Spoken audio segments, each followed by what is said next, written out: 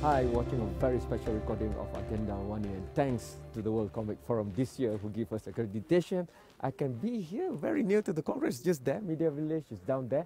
All the top important discussions are happening here, but I have taken out. I forced her to come out to be in the cold with me. It's not often I got to enjoy the snow here. Catherine Milligan is here.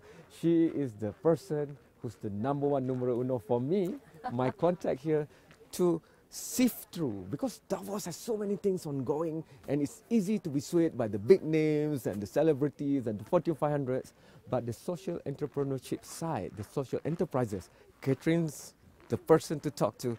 Catherine, just wow us with the story of World Comic Forum, Schwab Foundation, and what it's doing for social entrepreneurship. Well, thank you so much for your interest and for having me on your program. The Schwab Foundation for Social Entrepreneurship is the sister organization of the World Economic Forum. It was created 16 years ago now by Klaus Schwab, the executive chairman of the forum, and his wife Hilda. And really what it does is identifies, supports, and accelerates social entrepreneurs from around the world. We've been doing this now for a decade and a half. And today the Schwab Foundation manages the largest late-stage network of social entrepreneurs in the world. So there are 24 of them here in Davos this week, alongside young global leaders and global shapers who are also here from countries around the world, Sub-Saharan Africa, Latin America, and of course Asia, to really try and advance the causes and the social issues that they care most about. That's exactly what I want to pick up upon, because you presented to us at the press conference that I attended 3 very outstanding social entrepreneurs. Imagine every year in Malaysia we have about 500,000 people taking the final exam before they go to university, if they get through. But Eduardo showed me 5 million of Brazilian students needing to do well in their exam, and the gap between public and private education is very wide. Yes. But through artificial intelligence. So I'm going to put this, I know apple and orange cannot be compared, but I want to compare them anyway, because people keep looking at the Fortune 500, but I don't hear big companies talking about helping to bridge the gap of education between the public and the private in Brazil, for example, and you've got it in your stable. Well, absolutely, that and so many more issues besides, and I think that, you know, it's very easy to paint, you know, in broad brushstrokes, you know, the forum. I think you mentioned here Davos with the more glamorous aspects of it. But, you know, let's not forget that there are incredible people here serving marginalized communities, low-income communities, public high school students in Brazil, as you just mentioned, child laborers who are being exploited elsewhere in Asia. Nina Smith of Goodweave International is here to really engage with CEOs and others about sourcing freedom, her new platform to eliminate child labor and supply chains. So one of the threads that runs across all of the social entrepreneurs, conversations that they've been having throughout the week in Davos and with business and political leaders, is the incredible openness and receptivity that even the top-level CEOs demonstrate. Not just a tell me more and I'm so interested, but a real actionable what can we do together. And that is something that is so rare. I think Ned Tozan of D-Light put it this way. He said, the forum at Davos has really created a platform of mutual respect, and it's really leveraging that platform, having that access, creating those conversations, really enables these organizations to take their work to the next level. That's why I was so interested to choose, because the moment you make a choice here, you're going to miss everything else, because time is so pressing. Time is scarce. But social enterprise is an investment I wanted to make, because there's already a movement in Malaysia, and there's a lot of social issues that we keep looking for the government and the public, the private sector to take care of. But social entrepreneurs are grassroots civil society movements who maybe before World Economic Forum do not have a place where that can happen, where they'll be, you know, we have this saying, a proverb in Malay language of my country, where you duduk sama rendah berdiri sama tinggi, which means you sit just beside them or you stand just beside them, it doesn't matter. But even United Nations have the Security Council and the power powers are not aggregated equally. But here I got the impression that at least you can beg to differ a bit more and people of power will listen. Is that the case? Can you share stories with us? I think it's absolutely the case. I think that, you know, sort of one of our social entrepreneurs, Martine Burt from Paraguay, has created the Poverty Stoplight, which is a tablet-enabled tool. So again, the role of technology in enabling these models to scale. When he came into the Schwab Foundation network, he was working in 1 country. Today he's working in 30 countries. And yesterday, at the World Economic Forum's annual meeting in Davos, he met with the Vice President of Panama, and they said that, you know, they're going to now scale a nationwide partnership. So it's really fostering that kind of trust, that kind of mutual respect, an exchange of views and ideas, and most importantly, solutions, because that's what social entrepreneurs have, solutions. What they need are partners in government, in business, to enable those solutions to get to ever greater scale. This year, the theme is responsive and responsible leadership. And it's clear through social entrepreneurs that they have taken the leadership, they have responded to the issues. They're not waiting for others to do it, they're doing it. But there's still a lot of skepticism. And I know back home, I've been communicating back home. Sure, they're talking about it in Davos. How would you see it? Because you see it from the other side, right at the center. People are skeptical about the political speak, as they call it. Of course, they'll say that to the camera. Of course, they'll say this is our commitment. But are they really giving room? Are they really putting resources where they need, for example? Well, you know, I would say don't take my word for it. Take the word of the social entrepreneurs, and every single social entrepreneur here that I have talked to has said that they have been amazed, and every single social entrepreneur that I've talked to here has said that they've been amazed and humbled by the openness, the receptivity, the willingness to learn, the humility, and the genuine desire to strike meaningful partnerships for significant social change. So, you know, these things don't happen in a day. Yes. Building trust takes time. But I absolutely think that they believe that they are on a peer-to-peer level with the CEOs and government leaders who are here, who are looking for solutions, and they have solutions to be able to provide. So it's not just, you know, coming to you as, oh, what can you do for me? It's very much a two-way street of, you know, the government and the business leaders also saying, oh, how have you done this? I want to learn more. How does that apply to, you know, the populations we're working with, or the workforce that we have, or, you know, this policy that I'm struggling with, to be able to help more people.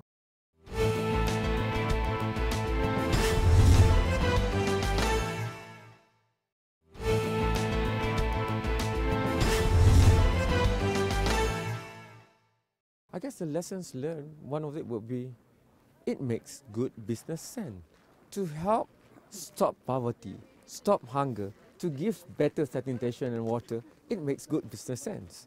Isn't that the case that you have seen? So I think every social entrepreneur would say, you know, one of the fundamental things that makes them tick, you know, what is the social entrepreneur's mindset, is really this solutions orientation. And one of our community members put it very well. He said, you know, there is a business opportunity inside every problem. And that's exactly what you just alluded to. Mm-hmm. Most people just see problems, slums, mm-hmm. You know, poor infrastructure, lack of water, you know, sort of teacher absenteeism, mm-hmm. you know, poor quality education. These are all opportunities, opportunities to create solutions, opportunities to create greater social cohesion, and ultimately to invest in not just a citizen base, but a productive workforce for tomorrow. That absolutely makes good business sense, and it's not just the right thing to do, it's the smart thing to do. I guess if you're in the thick of things in Davos at World Economic Forum, and you've, like, this is year in, year out for you, other people can say things like, I don't know, that's politics, I don't want to know. If they're not in they are in politics, that's economic. I don't know. I'm not looking at politics. But here, I get the feeling, the multilateral, the multicultural, and multi-everything. Diversity is the word here, because without that, there's no inclusivity. So how would you look? I know you look at social entrepreneurs, but I guess global shapers and the young leaders, you look at them together, not just as a silo of this is social entrepreneurship. How do you merge? Because Malaysia is looking at that too. Right now, we have a national movement to get the views of people, especially the young, of how Malaysia should be in 2050. So maybe we can learn one thing or two from how you get the best voices of youth and their maybe spirit going ahead. It's a great question. The Global Shapers community is the millennial community of the World Economic Forum. Today there are almost 7,000 shapers in 412 cities in 171 countries around the world. So it's a phenomenal network, but really a community of purpose, and a community of leaders, of young leaders, who are all working towards a better tomorrow in their communities, but also at, in their regions and at the global level. And that's really where the World Economic Forum comes in, and the role that we play. I was talking to a global shaper earlier this week, and he told me, we're all just so, buried in our, solutions and in what we're doing day to day. And we don't necessarily, spend the time to pick our heads up and look around and see what's happening in other regions, other countries of the world. Oh, you're seeing that too? Oh, you've solved that problem? Well, how did you do it? And then take those learnings back to what we're doing. So I absolutely agree with you that it is that diversity of perspectives, that diversity of views, bringing them together, not just for, sort of meet and greets, yes, but for very structured, curated conversations that lead towards actual outcomes. And that's what we do throughout the week. That's a good thing to have, but the challenge is great. Diversity is nice to say, but in order to manage it, to actually implement it, I was talking to one global shaper from Kuala Lumpur, Nate is here with Kazana, and he's been talking about how global shapers in KL are talking to global shapers maybe in South Asia and to Hong Kong. And of course, it's an organic movement. But to make it strategic, I guess this is what it goes back to the once a year time when we meet here in Davos to recalibrate. So in that perspective, I want to ask you about, for me personally, the President Xi Jinping's speech was really something to look at and take away from this particular meeting. But we know that the end of Davos on Friday is the first day of President Donald Trump. So that sort of have been hanging in the air.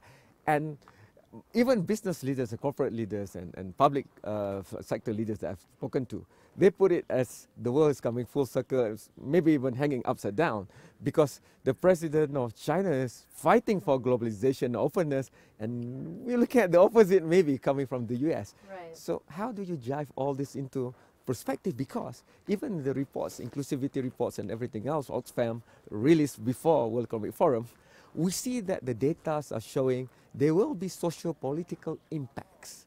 And because social entrepreneurs look at social problems, it will also have a correlation. So how do you think the mood going forward with all this larger framework in mind? So I certainly think there's a level of uncertainty. You feel it. And in discussions, I think it comes through. I also think that there is opportunity. And that's counterintuitive in a way. Okay. But there is a great, I would say, sort of solidarity that's emerging among organizations that serve low-income, marginalized, and vulnerable people, that their work is even more critical than ever, and also to the whole supported ecosystem around them, the intermediaries, the funders, and others, that, now individual efforts, sort of I fund this organization, that organization serves those people, just really aren't good enough anymore.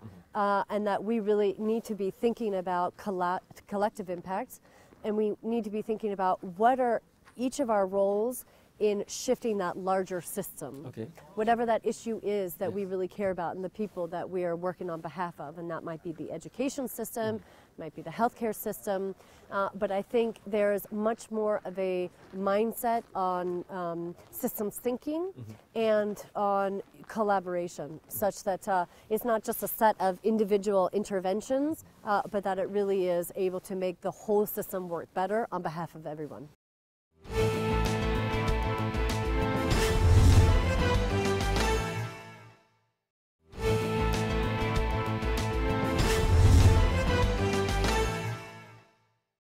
In the press conference I attended where you were in front, I did ask about fragmentation of the efforts for SE.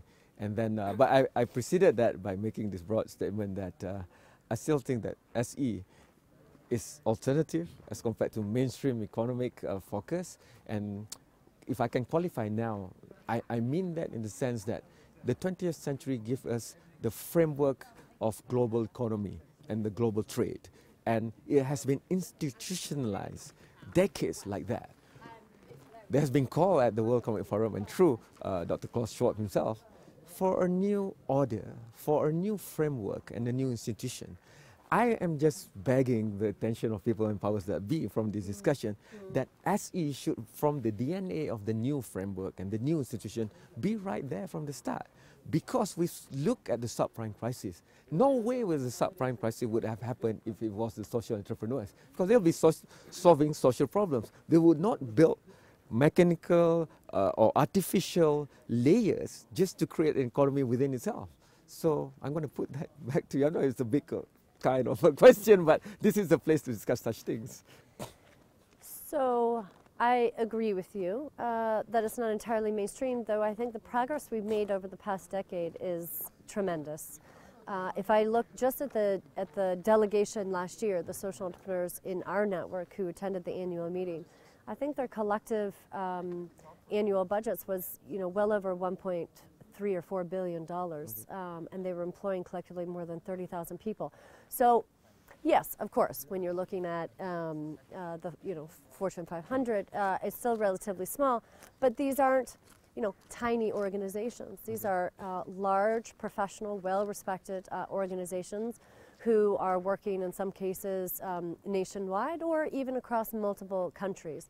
I think what I've really noticed this year, previous years also, but this year in particular, is how much the business leaders are inviting in the social entrepreneurs, not just to learn about their work, but to be a sparring partner and a sounding board for, oh, well, how do I reach the last mile? Or, sort of what are the viable business models to reach the bottom of the pyramid? Or, how is it that you use, sort of data to track, the outcomes that you're, achieving in the schools that you're working in? So, and I know of a number of cases where CEOs of big companies are inviting social entrepreneurs saying, come visit me, come visit my executive team, sit down with us, help us think through what we as a company could do. So I think the idea of social entrepreneurs not just as responsible leaders and actors, that's absolutely true, that they are the embodiment of this year's theme, responsive and responsible leadership. But social entrepreneurs as like a research and development, an R&D type of lab, where they're experimenting, they're testing different models, they're able to bring that knowledge and that expertise to all of the leaders here, who can then embed that into their own product lines, into their own processes, into their own government services and the way that they reach people. I think that's really where the power of this global community is. When we look around, there's nothing like success to spur people into leadership places and for them to be role models. So I'm going to give you the opportunity to pick the best that you have to throw out there. I know a lot of Malaysians don't even know about the top list that I looked at. I mean, when I look at Geeky, I look at Eduardo, I look at Nina and Goodweave, that's just astounding. But I do not see them on mainstream media that we subscribe to from where we are in the Far East. Maybe they don't give that kind of soundbite that people go to. Maybe they're not the George Soros of the world that will give views about Trump and everything else. But I feel that this layer needs to be taken out. So I'm giving this maybe we're not as big as CNN, but maybe, you know, you can give us a few and hopefully it will viral out. Yeah, well, thank you so much for that opportunity. You know, I can think of Jordan Cassellow, for example, the CEO of Vision Spring and the co-founder of iAlliance. He's here to mobilize a multi-stakeholder coalition to bring vision services to the 2.5 billion people over the coming decades who will need them. So this is a big, big issue with enormous economic and social consequences. Just think of the number of kids who drop out of school because they're not able to see a blackboard. So, you know, it's an investment that will pay dividends, and he's here to really make that business case and to mobilize leadership around it worldwide. So that's just one example of a tremendous systems leader. Arvind Singh from Nidan in India is another example. He's created more than 22 organizations that collectivize and unionize previously informal workers. And informal workers, as you know, are very vulnerable. They don't. You mentioned street vendors. Sorry to interject. Yes, that's right. Street vendors that were street harassed vendors, and kicked out. That's right. Street vendors, waste pickers, domestic workers. So all the kinds of professions where there aren't necessarily protections in place, and there's no recourse if something happens to them. He's collectivized more than 22 of these institutions that now collectively reach several million workers and their families, and actually changed policy in India. So, you know, there are exciting models out there. Someone somewhere has solved a problem, and the trick is to be able to find where that is and then bring it to your context to solve the local social challenge in your country. That's why I'm going to insert it for the future. I mean, the informal workers in India, what Niran has done, that's great. But he said in the press conference, I've done this in India, and I can replicate this across the world. So maybe that's where the foundation will be a very good platform, linking it to here for it to spread. Because otherwise, that's India, and maybe my country is different. They'll not see it because he's not Trump or he's not Soros, for example.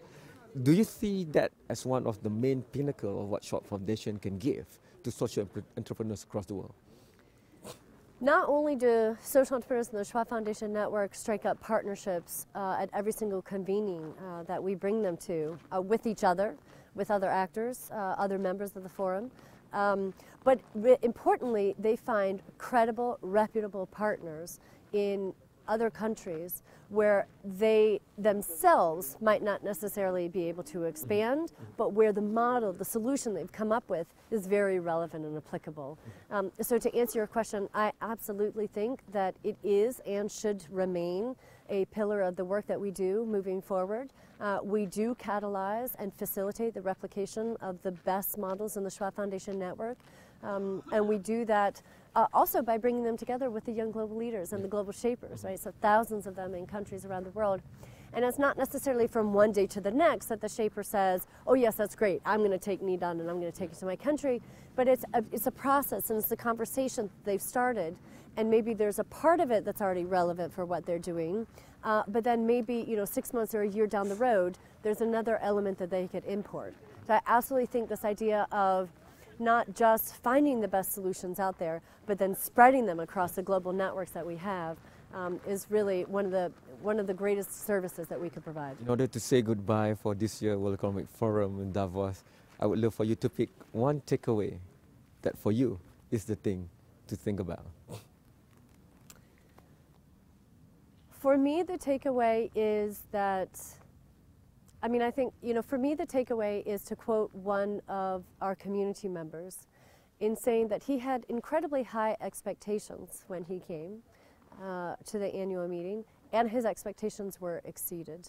That he is genuinely surprised and also humbled by the platform of mutual respect that we have created. That to me is what responsive and responsible leadership is all about.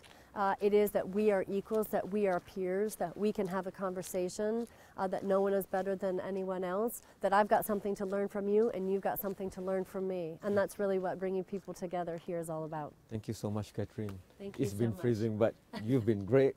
And I hope to see you at World Economic Forum ASEAN, maybe in Kuala Lumpur in a few years to come. I hope so. Thank you so much to you for watching this very special edition of Agenda AWANI, recorded right here at the World Economic Forum. This is the Congress, if you haven't known already. That was the Media Village that I've been spending the last few days in.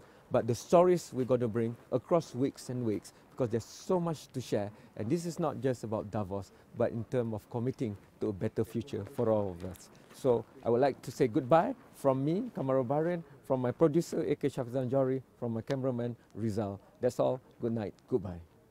Thank you so much. Thank you so much.